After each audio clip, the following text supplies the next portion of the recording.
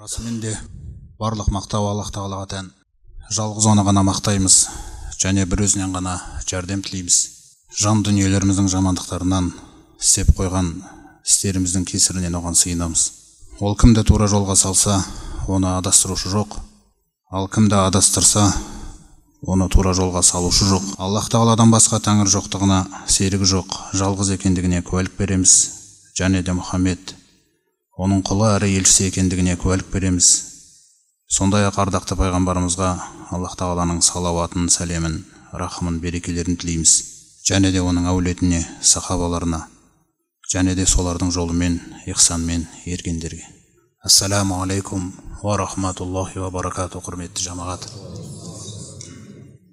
Аллах Тағала баршамызға пайдалы білім нәсіп етсін. Алланың рахмымен, Алланың кеңшілігімен біз сіздермен имам Әл-Бұхаридің сахихтар жинағындағы хадистер арқылы өздерімізге көптеген тәлім тәрбие аламыз ба деген үміттеміз. Иншалла Аллах Тағала осы әуелгі күнімізге сәттілігін беріп, одан әрі қарай пайғамбарымыздың хадистерінен тәлім тәрбие алуымызда жалғасуын нәсіп етсін. Бұл кітаптың әуелгі өзі бірнеше кітаптарды елестетсеңіздер, бірнеше кішкентай кітаптар. Сол бірнеше кітаптар жинақталған, бәрін жинап тұрған осындай бір қалың кітап. Сонда, мысалы қазір біздің бірінші бастайтынымыз бұл китабу Бадул Вахи. Вахидің басталу кітабы. Түсінікті ғой? Вахидің басталу кітабы. Одан кейін иман кітабы деп осындай 90 бірнеше кітаптар осының мазмұнында қамтылған. Әрбір кітаптың астында бірнеше хадистері бар. Осы Вахидің басталуы деген кітаптың өзі аты білдіруде баршамызға жалпы бұл кітап, әуелгі кітабы, өзінің мазмұнында вахимен байланысты хадистерді қамтитындығы. Алайда осы вахимен байланысты хадистердің әуелгісін имам Әл-Бұхари, Алла рахымына бөлесін ол кісіні, ең бірінші орынға ниетпен байланысты хадисті қойған. Бұл жерден енді баршамызға белгілі, жалпы ниет күллі амалдардан бірінші орында тұрады. Ілгеріде өткен салиқалы ғалымдар айтқандай, тағалламун нiyya, ең әуелі ниетті үйреніңдер дейді. Ниетті кәдімгідей үйренілетін ілім. Сондай-ақ ниет өз алдына жүректің амалы. Бұл үлкен жүрекке салынған үлкен амал, үлкен жауапкершілік, үлкен еңбек. Біздің кез келген істейтін салиқалы амалымыз сол амалға тәуелділік танытады. Яғни жүректің осы ниет деген амалына тәуелділік танытады. Тіпті біздің жаңағы істеген салиқалы амалымызға 2 сағат уақыт кетсе де, қаншама тер төгілсе де, қаншама шаршасақ та, ол нәрселер ешқандай рөл ойнамайды. Анау ниет Алланың алдында аман болмайынша. Мен сондықтан да Аллах Тағала бізге иман бергеннен кейін, Құран мен сүннет бізді көптеген салиқалы амалдарға қызықтырғаннан кейін, біз сол салиқалы амалдарды шамамыз келгенше орындаудамыз. Алайда сол салиқалы амалдардан бұрын үйренілетін амал, жүректің амалы, ол ниет. Міне сондықтан сол ниет өзінің орнына бексе, Алласы және елшісі бізге үйреткендей, содан кейін барып мына кітаптың ішіндегі күллі хадистер заяға кетпейді. Яғни соларға негіздейтін амалдарымыз заяға кетпейді. Ал егерде ниеттің орнын, маңыздылығын білмесек, онда көптеген амалдарымыз қиямет күні Раббымыздың құзырына барған кезде жоқ болуы мүмкін. Өйткені олардың күллісінің астындағы іргетасы дұрыс болмаған. Яғни Алланың разылығынан басқа нәрселер көзделген болуы мүмкін. Міне осындай өзіміздің ертеңгі ақыретіміз өзімізге қиын болып қалмас үшін ниет деген амал бұл бірінші орында қойылады мұсылманның санасында, жүрегінде. Міне әуелгі хадис келтірілген Омар радиаллаху анху, Хаттаб Омар мінбенің үстінде тұрып, мен Аллах Тағаланың елшісінен былай деп айтқанын естідім дейді. Сол хадистің мәтініне назар аударайық. Я айюханнас, ей адамдар, елестетіңіздер, осындай мінбенің үстінде тұрып айтқан. Иннамал аъмалу бинният. Расымен де амалдар, яғни біз жасап жүрген амалдар. Расымен де амалдар тек қана ниеттермен байланысты. Қосымша тағы бір сөз қосатын болсақ, жақсы ішінде, расымен де амалдар тек қана ниеттермен байланысты бағаланады. Амалдың дизайны ештеңке баға бермейді Алланың қасында. Алайда жаңағы ниеттерде тұр баға. Сол ниетке Алла жақсы баға берсе, үстіндегі амал сақталды. Аман есен қияметке қарай келеді. Ей адамдар, расымен де амалдар тек қана ниеттермен байланысты жазылады. Ва иннама ликулли имриин ма нава. Және расымен де әрбір адамға ниетіндегі нәрсе ғана жазылады. Сонда бірінші сөйлем ол сіздің мақсатыңызды білдіреді. Біздің бір амалды жасағалы тұрған кезімізде мақсатың не? Бұл амалдан не көздейсің деген сұрақ. Сол сұрақты реттеп отыр. Сол ниет. Өйткені ғұламалардың түсіндіру бойынша ниет дегеніміз ол мақсатың дейді. Қандай мақсатты біз көздеудеміз? Екінші сөйлем нәтижесі. Не қараңыздар? Ей адамдар, расымен де амалдар тек қана ниеттермен байланысты бағаланады. Және расымен де әрбір адамға ниетіндегі нәрсе ғана жазылады. Фәмән канат хижратуху илаллахи ва расулихи. Кімнің Меккеден Мединаға қоныс аударуы, Алла Тағала тарапынан, елшісі тарапынан хижрат парыз етілген жылдарда айтылған. Кімнің хижраты, қоныс аударуы Аллаға және елшісіне қарай болса, яғни ниетінде Аллаға және елшісіне қарай арналса, фахижратуху илаллахи ва расулихи. Онда оның хижраты, онда оның қоныс аудару амалы Аллаға және елшісіне арналды. Жеңіл түрде пайғамбарымыз салам түсіндіріп отыр. Ва ман канат хижратуху. Ал кімде-кімнің Меккеден Мединаға хижраты, қоныс аударуы, ли дуния юсибуха. Қолға түсіру үшін, бір дүниені қолға түсіру үшін болса. Мақсатты көрдіңіздер ғой. Дүниені қолға түсіру үшін болса. Ау имраатин янкихуха.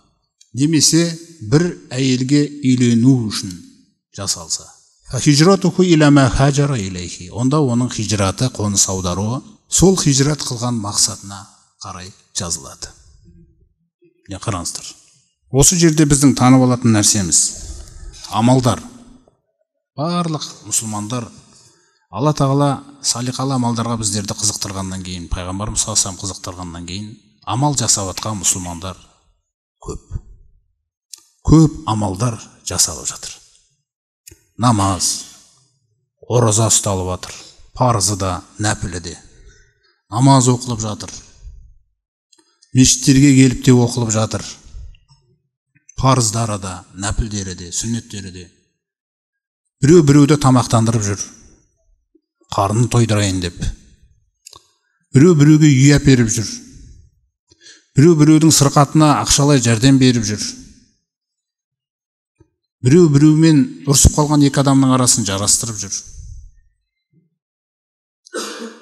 Бірақ осы амалдарының барлығында ниет, әркімнің көкірегіндегі ниеті Аллаға ап-айқын белгілеген. Бағаны Алла береді. Олай болса, ол бағаны Алла беретін болса, онда ол амал тек қана Аллаға арналу керек. Бірінші орында біздің жүрекке бекітетін нәрсеміз Аллах Тағала Кахф сүресінің соңғы аятында бізге өзі баяндайды. Аузу биллахи минаш шайтанир раджим. Фаман кана ярджу лиқаа раббихи. Кімнің осы өмірдегі тілеп жүрген, қалап жүрген мақсаты Раббысымен жолығу болса, бізде сол мақсат қаншалықты? Алла Тағала айқын баяндап жатыр. Кімнің осы өміріндегі мақсаты, ниеті, көксеп жүрген нәрсесі, тілеп жүрген нәрсесі, Раббысымен жолығу болса, фәлиъмал амалан салиха, онда ол салиқалы амал істесін дейді. Және бір маңызды нәрсені ескертеді. Онда ол салиқалы амал істесін, вала юшрик биғибадати раббихи ахада. Сондай-ақ Аллаға қарай арнап жатқан ғибадатында ешкімді серік қылмасын. Олай болса жүректе серік болуы мүмкін. Пайғамбарымыз саллаллаху алейхи вассалам осы аяттың тәпсіріне қатысты айтады. Инналлаха азза ва жалла яқулу. Расымен де ұлы Алла былай деп айтады дейді. Ана хойру шарикин. Сенің жүрегіңде, ниетіңдегі ең хайырлы серік менмін дейді Алла Тағала. Сенің амал жасаған кезіңдегі, ниетіңдегі хайырлы серік менмін дейді. Ва ман ашрака мағия шарикен. Кімде-кім сол маған деп арнаған амалында менімен бірге тағы бір серікті қосса жүрегіне, мысалы бір адамды разы қылуды қаладық па, біреуге ұнауды қаладық па, біреудің де көзіне түскіміз келді, бір оқпен екі қоян атайын дедім. Енді мұндай жағдайда Алла Тағала айтады, фәмән ашрака мағи шарикен. Кімде-кім менімен бірге тағы бір серікті қосатын болса, фахуа ли шарики, онда ол амалы толығымен жаңағы серікке беріледі. Алла Тағала бізбен арамыздағы мәміледе ашық сөйлеседі. Ашығын айтып жатыр. Жағдай осылай дейді. Сонда осы сөзді Раббыларымыз айтты деп Пайғамбарымыз салсам, ары қарай өзі сөзін жалғастырып айтады. Я айюханнас, ей адамдар, ахлису ағмалакум лиллах. Амалдарыңды таза Алланың өзіне ғана арнаңдар. Фаинналлаха ла яқбалу илля ма ухлиса лаху. Күмән жоқ. Аллах Тағала тек қана өзіне арналған нәрседен басқаны қабыл етпейді. Біз туысқан емеспіз, өтіп кететін еді. Алла Тағала ашық мәміле жасап жатыр бізбен. Алла Тағала сіздің жүрегіңізде, ниетіңізде, күллі амалдарыңызда өзім ғана болғым келеді дейді. Ешкімді серік қылма дейді. Серік қосылса, сол серігіңе арналады дейді жаңағы амал. Ей адамдар, амалдарыңды Аллаға ықыласпен арнаңдар. Расымен де Аллах Тағала өзіне ықыласпен арналған амалды ғана қабыл етеді. Одан басқасын қабыл етпейді. Сондай-ақ бір амалды жасаған кезде дейді Пайғамбарымыз саллаллаху алейхи ва саллям, ла тақулу хаза лиллахи ва лиррахими. Бұл амалды мен Алла үшін және туыстық байланыс үшін істедім деп айтпаңдар дейді. Егер олай айтатын болсаңдар, ниетте, фаиннаха лиррахими, онда ол амалың сөзсіз туысқандарға арналды дейді. Валайса лиллахи мин хашайюн. Пайғамбарымыз саллаллаху алейхи ва саллям сөзі. Ол жерде Аллаға арналған түк жоқ дейді, қараңыз. Вала тақулу хаза лиллахи ва ли уджухикум. Сондай-ақ айтпаңдар адамдарға, бұл амалды мен Алла үшін, сондай-ақ мына сендердің жақсы жүздерің үшін жасадым деп айтпаңдар дейді. Егер олай айтатын болсаңдар, фаиннаха ли уджухикум, онда ол сендердің жүздеріңе арналған амал дейді. Валайса лиллахи мин хашайюн. Ол жерде Аллаға арналған түк жоқ дейді. Сондықтан да бірінші орында бекітілетін нәрсе, кез келген салиқалы амалымызда қалайтын нәрсе, ол біріншіден Аллах Тағаланың дидары, Алланың разылығы, Алланың махаббатына бөлену, Аллаға жақындық табу. Басқа нәрсе көзделмеу керек. Таза Алла, таза нәрсені ғана қабыл етеді. Сондықтан да бұл амал, ниет деген амал, жүректің амалы болғаннан кейін, ал салиқалы амал оның үстіне тұрғызылған, іргетастың үстіне тұрғызылған құрылыс сияқты. Сол үшін Пайғамбарымыз саллаллаху алейхи ва саллям бізге былай деп айтады. Мәсәлу амали ахадикум камасалил ғиғаи. Сендердің біреулеріңнің амалы бір ыдысқа ұқсайды дейді. Ыдысты мысалға келтіріп жатыр. Иза тоба асфалуху тоба ағлаху. Егерде ол ыдыстың түбі, астыңғы жағы дұрыс болса, таза болса, онда оның үсті де дұрыс болады дейді. Қараңыздар. Асты жақсы болса, үсті де жақсы болады. Ва иза фасада асфалуху фасада ағлаху. Егерде ол ыдыстың түбі, асты бұзылса, онда оның үсті де бұзылады. Ал үстіндегі амал негізі салиқалы амал еді. Оны салиқалы қылып тұрған нәрсе, өйткені ол пайғамбарымыздың сүннетіне, Алланың бұйрығына, шариғатына сай, әдемі дизайн. Шариғат бұйырған, қызықтырған амал. Бірақ асты дұрыс болмай тұр. Міне сондықтан бірінші орында Алла тағаламен еш нәрсені жүрегімізде жарыстырмау керекпіз. Жоқ, ол жерде Алламен бәсекелесетін нәрсе. Сіздің жүрегіңізде Алламен жарысатын ешкім болмау керек. Істедіңіз бе амалды? Ол амалды кім үйретті? Аллаңыз үйретті. Алла білмеген нәрсеңізді үйретті. Сосын Алланың үйреткен нәрсесін істеп, оны басқа біреуге арнап атсаңыз. Бұл жаңағы таухидке қайшы келетін ширк емес. Бірақ бұл сіздің жүрегіңіздің Алланың қасындағы ақиқаты. Аллаға арналған ба? Жоқ, басқа бір болмайтын нәрсені іздеп жүрген жүрек ба бұл? Сол жүрек жаңағы ниет амалға баға беретін болса, жүрек маған сізге баға береді. Сол жүрегім нені көздеп тұрса, мен солмын ақиқаты. Сыртым басқаша әдемі болып тұрса да. Адамның ақиқаты жүрегінде. Ал амалдың қабыл болуы ол жаңағы ықыласта, ниетте. Мысалы Алла тағала Ниса сүресінде айтады: «Ла хайра фи касирин мин najwaakum».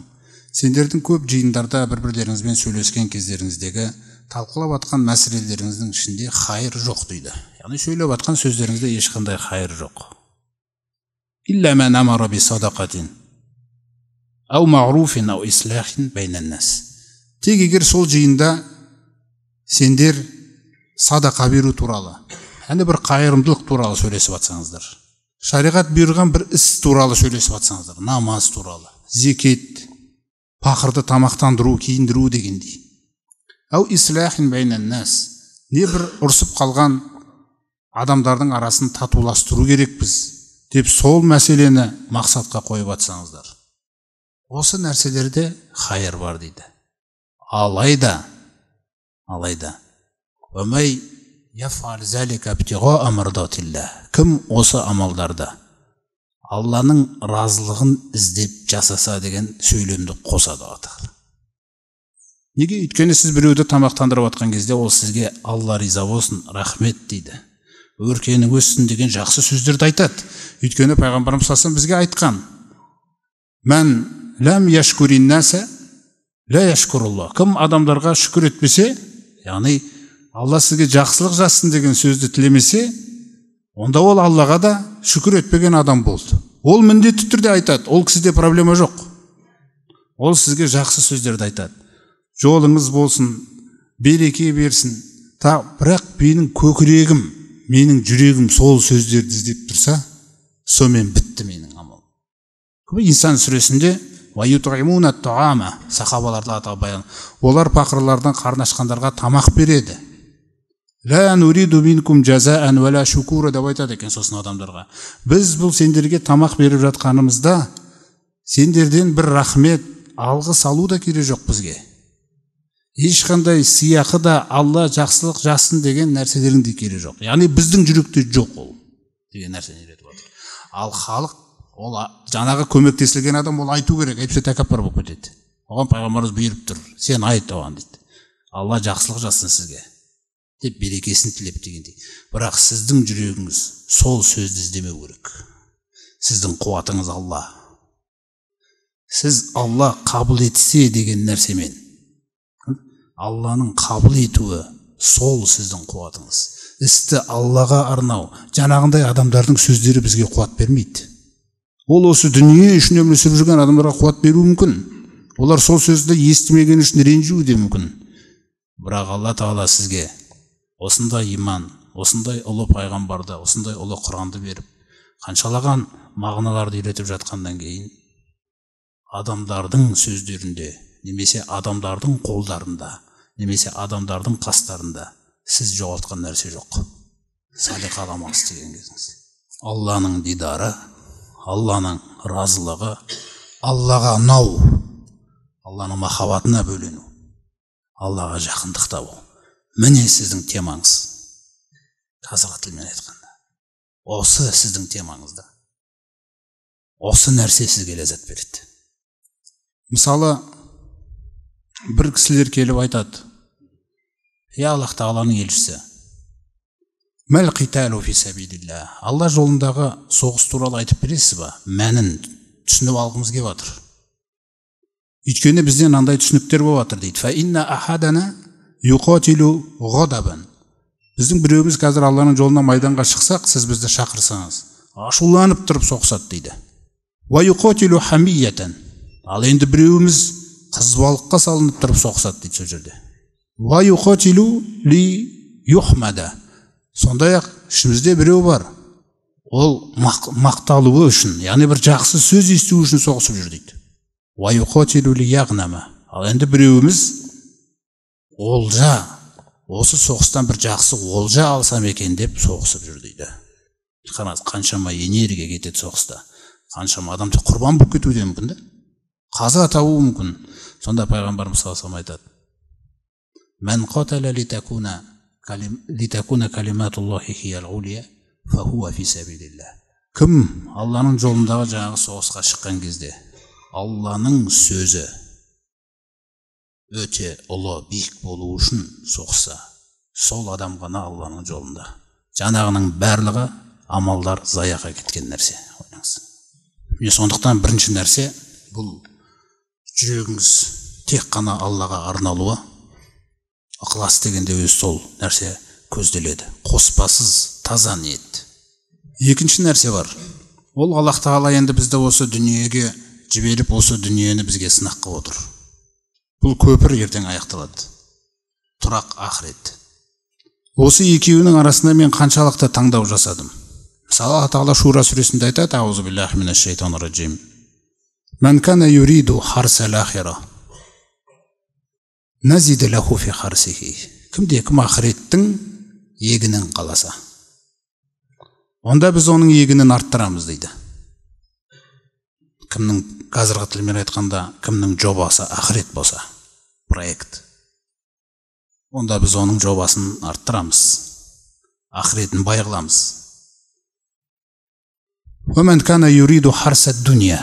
Ал кімде кім дүниенің егінін қаласа, барлық жобасы, проектісі, бүкіл нәрсесі осы дүниемен ғана шектелсе, нутихи минха.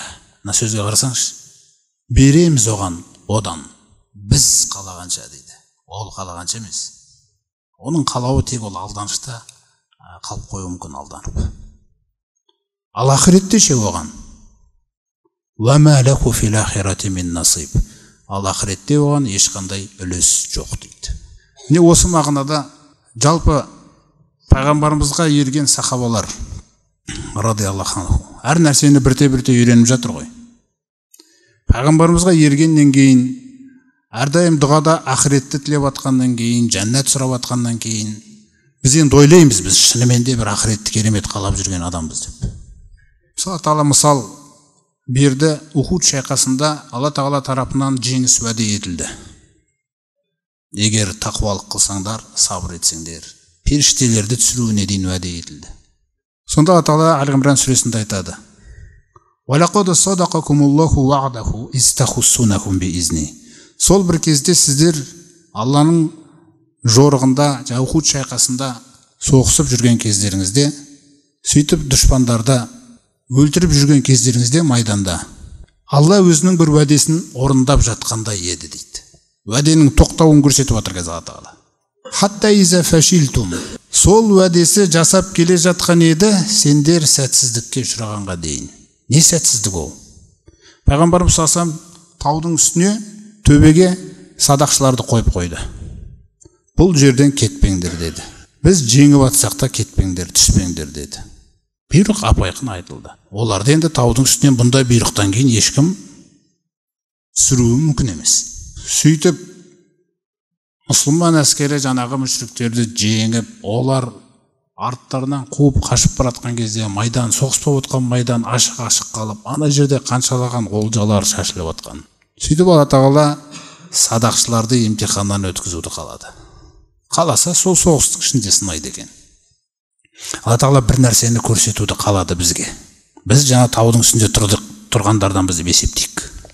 Сөйтіп ана жерде олжалар көрінді. Сөйтіп пайғамбарымыз тағайындап қойған әміршіге айттық. Жеңдік. Алла өзінің берген уәдесін біз сүйген жеңісті көрсетті міне. Енді ары қарай не керек? Анау олжаларға қарай біз қазір бара бермесек үлгермей қалатын сияқтымыз. Ана жақтағылар жақын жүр. Пайғамбарымыз салсам айтты ғой, түспеңдер деп. Түскіміз кеп тұр. Түспеңдер деп айтты ғой. Түскіміз кеп тұр. Осы жағдайда Алла тағала аятта айтады. Сәтсіздікке ұшырағанға дейін. Уәтәнәзәғатум фил әмри. Әмірмен таласқа түстіңдер дейді. Уағасойтум. Кейін әмірді жайына тастадыңдар да кеттіңдер дейді. Асойтум деген тілазарлық жасадыңдар, бойұсынбаушылық таныттыңдар. Мен бағдема ракума тухиббун. Көздеріңе өздерің сүйетін бір жеңістің нышанын көрсетіп еді, болды. Көрсіз ғой. Сонда ол аяттан андай сөзді айтады, қараңыздар. Атаған нені қалады бұл жерде? Не көрсетуді қалады? Мәселе жаңағы жерде жеңу. Жеңіп кетуде бұл жерде маңызды емес. Егер менің жүрегім мына жақта болмайтын нәрселерге жеңіліп жатса, сондықтан Алла тағала ертең бұдан кейінгі майдандар бұдан да үлкен болады. Ертең дүние бұдан да артық ашылады. Сондықтан әлі сондай бір қатты ашылмай тұрған кезде жүректегі осал тұстар. Қай жерде мен Алланыкі болмай қалуым мүмкін, елшінікі болмай қалуым мүмкін. Сол нәрсені Алла тағала көрсетіп, мақсатымызды көрсетіп берейін деп тұр. Олай қарасаң, сыртымыздан бәріміздің мақсатымыз ақырет. Сонда Алла тағала сөзді айтады. Мин кумма юриду дуния. Жаңағы оқиғадан кейін айтып отыр, қараңыздар. Сендердің іштеріңде дүниені мақсат қылатындар да бар. Ва мин кумма юриду лахира. Сендердің іштеріңде ақыретті қалайтындар да бар. Сонда Абдулла ибн Масуд радиаллаху анху айтады. Бұл аят түскенге дейін мен ойламаппын дейді. Мұсылмандардың ішінде дүниені қалайтын адам бар деп. Біз өзіміз де білмейміз оны. Алла тағала оны ашып беруді қалады. Осал тұсымыз ол. Осал тұс. Ертең дұшпан қармақ салса, мынандай бір дүниемен болды. Бүкіл намазыңмен, зекетіңмен сол қармаққа іліне салуымыз мүмкін. Сонда ниеттің, мына кітаптың де бірінші орында тұрған түсініп тұрсыз ғой. Ниет туралы хадистің. Өйткені ниет деген ол мақсат. Егер менің мақсатым ақырет болмаса, дүние болса, ол жағдай қиын. Абай атамыздың өзінің 34-ші сөзінде қателеспесем, сол жерде айтады. Мүмкін емес дейді екі кереғар нәрсенің бір жүректе болуы. Егер де дүниенің қуанышы мен дүниенің қайғысы, ақыреттің қуанышынан, ақыреттің қайғысынан сіздің біздің жүректе артық болса, онда ол мұсылман емес дейді. Мұсылман емес деген сен өзің не үшін өмір сүріп жүргеніңді әлі орнықтырмағансың, сен орныңды бекітпегенсің. Құр әйтеуір анаған да қызығып, мынаған да қызығып жүрген нәрсе болады. Сонда ары қарай айтатын сөз тіпті қиын. Егер оның алдынан ақыретке керекті нәрсе мен дүниеге керекті нәрсе шыға келсе дейді, ол ақыретке керекті нәрсеге қарайды да, қой, бұны қоя тұрайын.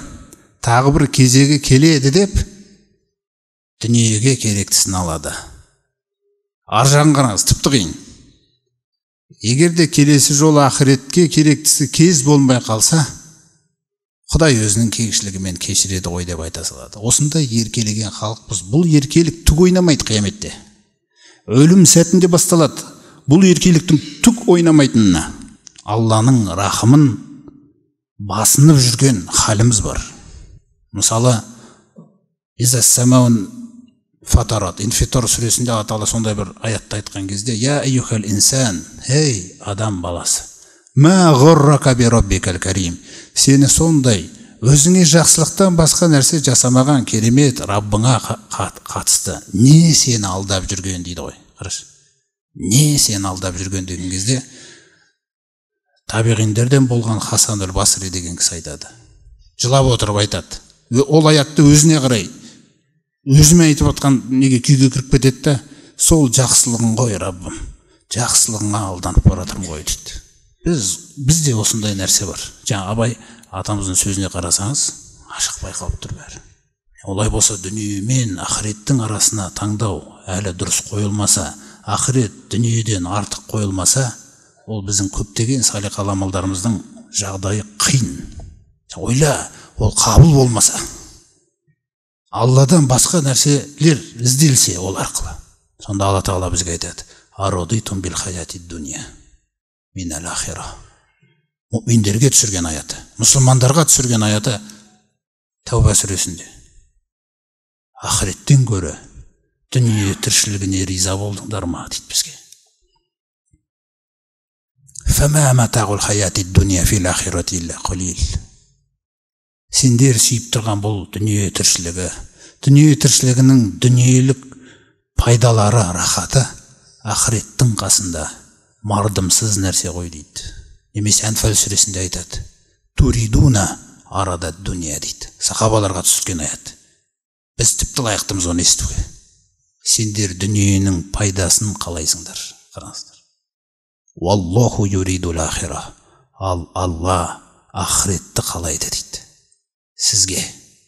Алла сізге ақыретті қалап, бізге ақыретті қалап, ақыретке қарай сүйрететін болса, біз жаңағы дүниенің бір пайдаларын қалап жүрміз да. Ухуд шайқасында Алла Тағала жеңістің болмай қалуы дүниеге қызығушылықтан болған нәрсе. Бүкіл мұсылмандар ондай болмаса да, сол мұсылмандардың арасында белгілі бір сан, жаңағы таудың үстінде тұрған, солардың өзі жеткілікті үмбеттің жаңағындай бір сәтсіздікке ұшырап қалуына.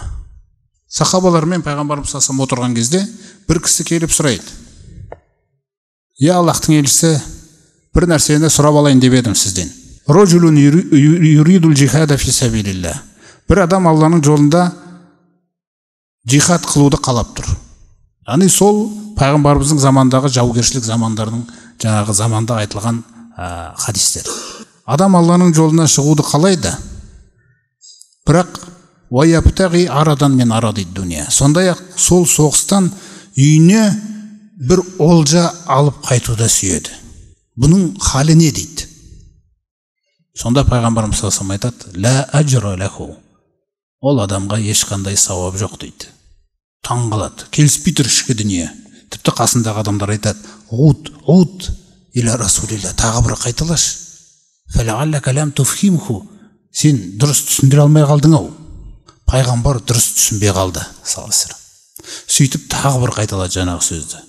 Адам Алланың жолындағы бір джихадқа шығуды қаласа, және сол нәрседен үйіне бір дүниенің бір мүлкін, дүниенің бір рахатын алып қайтуды көздесе, деп тағы бір жымиып өстіп сұрап қалған еді. Пайғамбарымыз саллаллаху алейхи айтады: "Оған ешқандай сауап жоқ" дейді. 3 рет сұралады осы жаңағы хадисте. Үшеуінде де пайғамбарымыз оған ешқандай сауап жоқ дейді. Сонда жаңағы олжаны қалау Алланың жолында деген керемет, жаңағы сол қарап тұрсаңыз амалды жоқ қылып тұр ғой. Міне қараңыз. Олай болса өзіміз ойлайық енді. Сіз бен біз бір амал жасаған кезімізде, бәлкім бір амал жасаймыз, ол амалға біріншіден уақыт кетеді, дұрыс па? Мысалы біреудің асарға шақырып, біреудің үйіне көмектестіңіз ба, біреудің көмірін түсірдіңіз ба, кез келген бір салиқалы амалға біріншіден уақытыңыз кетеді. Екіншіден энергияңыз кетеді. Күш, жігер, қуат. Алыс жерге бару керек болса малыңыз кетеді. Бәлкім тіпті сапарлық жер шығар, ол сапар кетеді. Сосын ол амал басынан аяғына біткенше шыдамдылық деген жағдай жұмыс жасайды, ойлаңыз. Қаншама нәрсе жасалып жатыр, ойлаңыз. Егер осының бәрінде Алладан басқа нәрсе көзделсе, немесе ақыреттің амалы арқылы дүние көзделсе, бұнаның барлығы заяға кеткен нәрсе. Алла Тағала Құранда бізге көп жерде не үшін айтады? Ва алимун бизати судур. Ана жүрегіңде не болып жатқанын мен білем дейді. Сонда ойлаңыз. Қазір сіз бір амал жасайын деп тұрсыз, 2 сағат кетуі мүмкін ол амалға. Ол амалды уайымдамаңыз. Сіз бұл амал арқылы не қалайын деп тұрмын мен өзі? Не іздеп тұрғаным мен?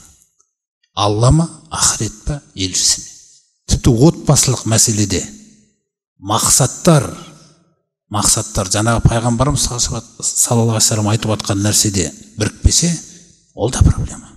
Ахзаб сүресінде Алла тағала әйелдері тарапынан бір дүниеге қатысты бір талаптар, сондай бір нәрселер айтылып қалған еді.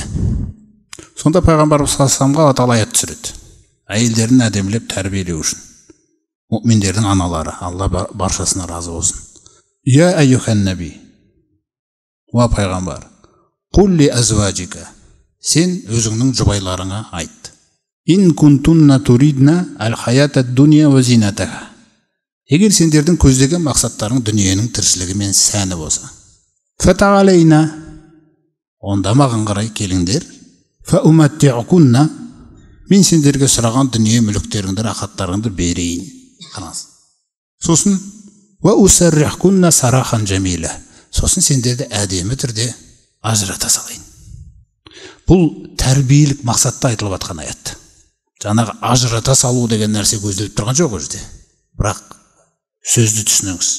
Келесі аятында айтады: ва ин кунтунна туридна, ал егер де сендердің көздегендерің Алла болса, ва расулуху, елшісі болса, ва дарул ахира, ахирет жұрты болса. Ойла, әйелдерге айтылып жатыр. Онда еркек бұл мәселеде, бұл мақсатта өте мықты болу керек. Пайғамбар мықты болғаннан кейін Алла тағала жаңағы аятты айтқызып жатыр. Еркектің өзі ақыретті дүниеден жоғары қоймаса, іздегені тек қана Алланың дидары, Алланың разылығы болмаса, ол еркек бұл аятта әйеліне айтамайды. Алла шындық жаққа ғана көмектеседі. Ол шындық жоқ жүректе. Ондай емес халім. Пайғамбарымыздың халіне қарасаңыз қандай. Ал егер де сендер Алланы, елшісін және ақырет жұртын қалаған болсаңдар, фаинналлаха ағадда, онда сөзсіз Аллах тағала әзірлеп қойды. Лил мухсинати минкунна, сендердің іштерінде Алланың айтқанын ең әдемі істейтіндеріне әжрон азима дейді. Өте ұлы, зор сауаптарды.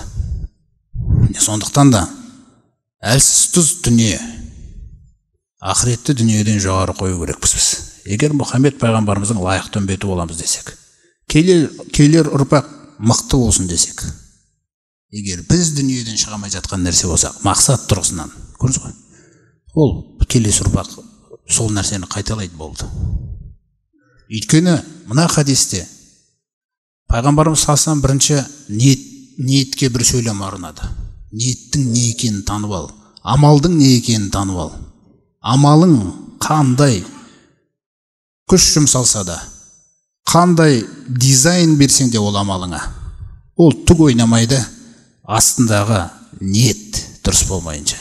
Соқтан бірінші сөйлем солай еді. Расымен де амалдар тек қана деген сөзді қосты.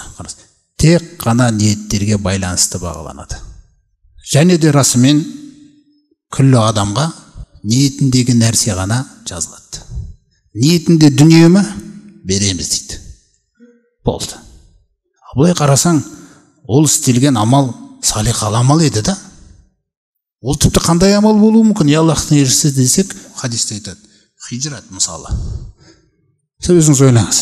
Қажылыққа барған адамдар біледі, Мекке мен Мединаның арасының қанша шақырым екенін. Елестетіңіз.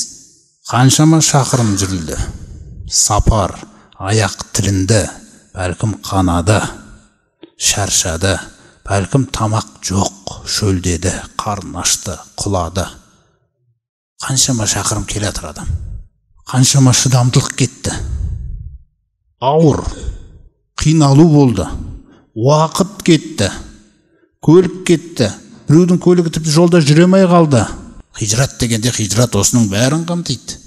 Ойлаңыз, ол оңай нәрсе емес. Оның үстіне отанын қиып, Алласы Мединаға көш деген отанды қию деген нәрсемен кетіп баратыр. Енді қоныс аудару деген жаңағы нәрсенің бәрін жинап отыр ғой. Сондағы мақсатың дейді. Тіпті ол өте үлкен ауыр амал болса да деп отыр ғой пайғамбарымыз. Тіпті ол өте үлкен ауыр амал болса да. Алайда сенің ниетің, көздеген мақсатың Аллаға және елшісіне қарай, Аллаға және елшісіне арналса, онда оның хижраты Аллаға және елшісіне арналды деп жазылады. Пайғамбарымыз қорқып отыр өйткені үмбет үшін. Ешкімнің амалы заяға кетіп қалмаса екен деп жатыр. Жаңа біз бірінші мәселеде Алламен басқа нәрсенің жүректе жарыспауы туралы айтқан едік. Екінші мәселе ақыретті дүниеден жоғары қойып айтылып еді.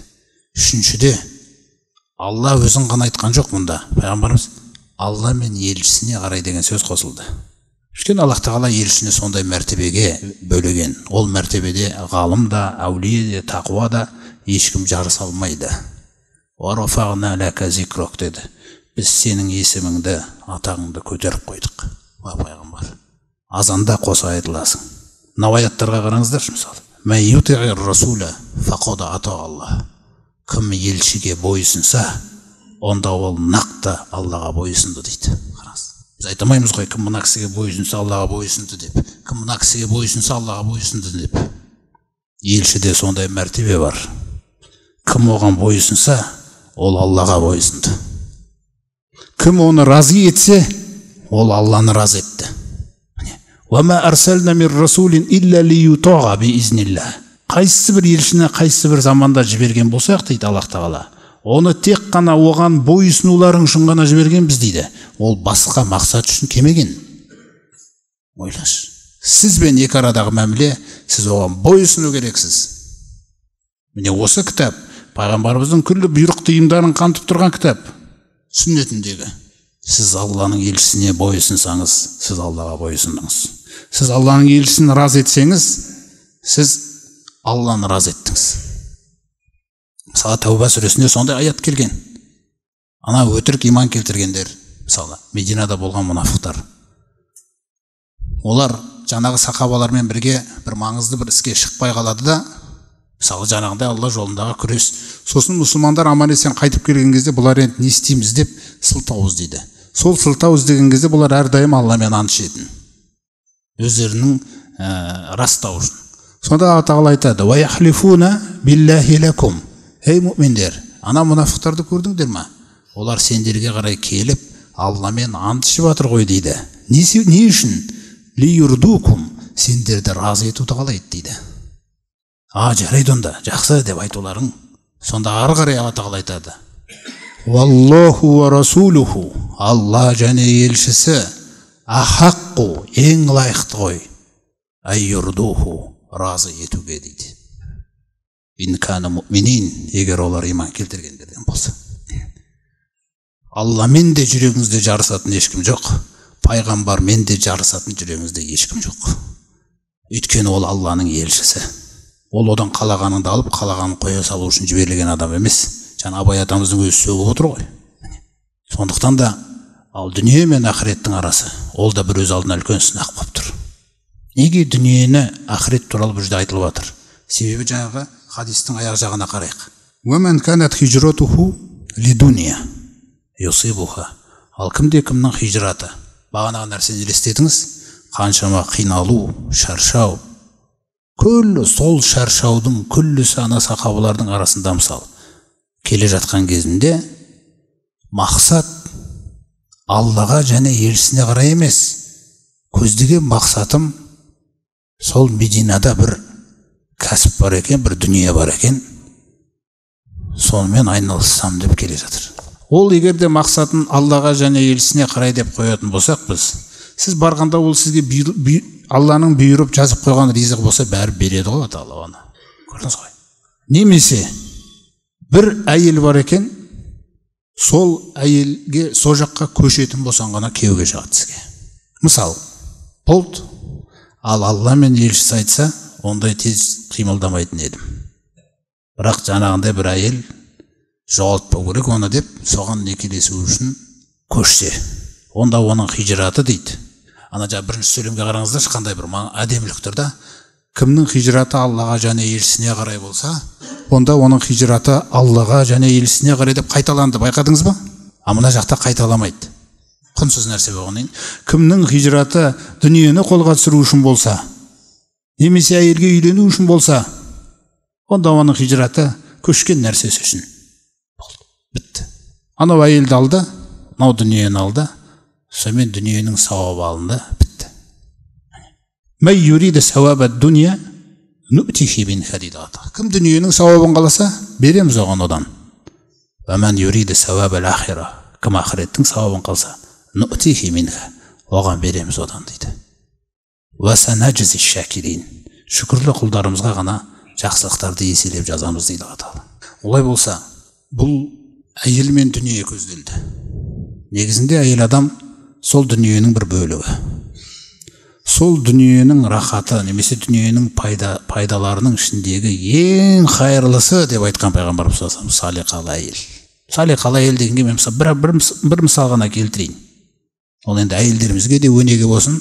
Ол жерде негізі ер адам мысалға келтіреді. Бірақ қасындағы әйелі де өте керемет ниеті.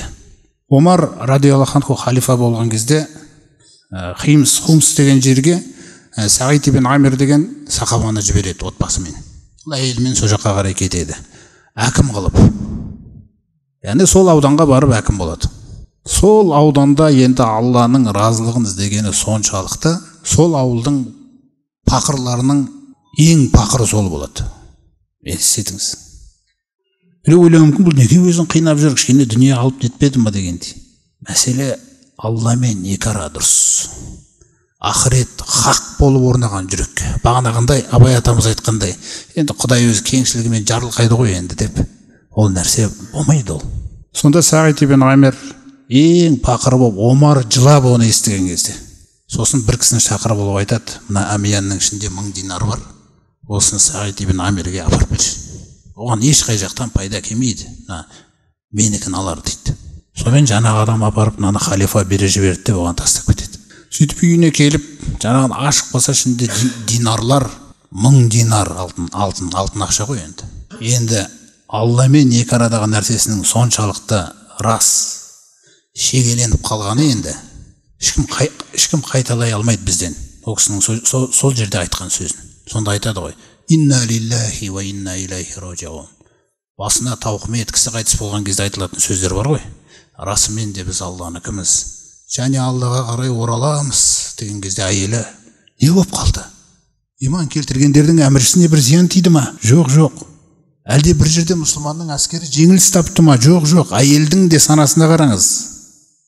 Санасына қараңыз әйелдің. Проблема дегенде бір жерде бір жаңағы сиыр сүт бермей қапты, немесе жаңағыдай бір дүкендегі товар өтпей қапты деген нәрсе үлкен. Ол мақсатты танып тұрса ба? Иман келтіргендердің әміршісіне зиян тиіп қаппа дейді. Уайым қараса жүрегінде мұсылмандардың әскері бір жерде жеңіліс тауып па дейді. Жоқ, онда не болды? Ақыретімізді ойран қылатын нәрсе келді үйімізге дейді. Сөз ойлаңыз. Сонда әйел айтады ғой: онда ол нәрсенің көзін құртсашы дейді. Сен маған көмектесші деп келіп, екеуі жаңа диналарды бөліп, сол айналасындағы пақырларға таратып тастайды. Яғни бұл кісілердің өте байланғаны енді шанс бермеген ғой. Ниеттің былғануына мүмкіндік бермеген. Сондай бір салиқалы ғалымдардың айтқан сөздерінің бірі: егер де амалдың қабыл болуына салиқалы ниет емес, орнына арқаңнан бірнеше рет сабап қабыл етілетіндей жол жасап қойғанда дейді Алла Тағала, арқамды сабатып алу жеңірек болар еді дейді. Жаңағындай ниетті реттеуден дейді. Ойлаңыз. Сондықтан адам амал жасамай тұрмайды. Бүкіл амал. Мысалы мешіттің өзіне.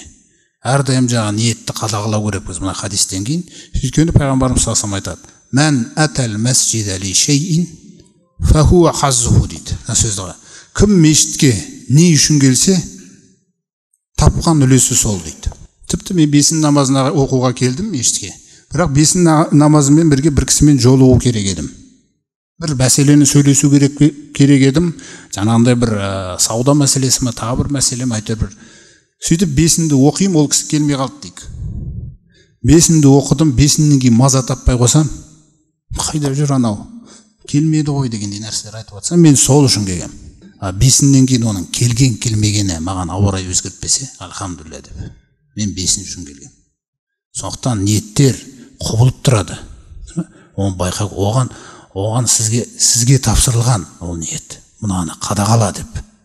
Омар айтады ғой: осы ниеттен қиын нәрсе көрмедім дейді мен өмірімде. Құбылып кете береді.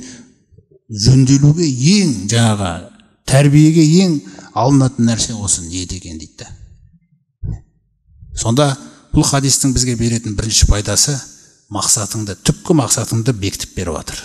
Алла, елшісі, ақырет. Екінші нәрсе, салиқалы амалыңызға қанша күш жұмсалса да, қанша уақыт кетсе де, шариғатқа сай болса да, қандай әдемі дизайнда болса да, ол әлі түк шешпейді. Оның іргетасы болып тұрған ниет сол шешеді. Сондықтан ниетіңіз, салиқалы ғұламалар айтқандай, тағалламун ниyyата фа иннаха аблағу минал ғамали дейді.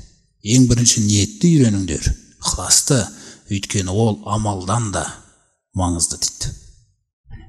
Әйтпесе, амалдарымызды жоғалтып алуымыз мүмкін.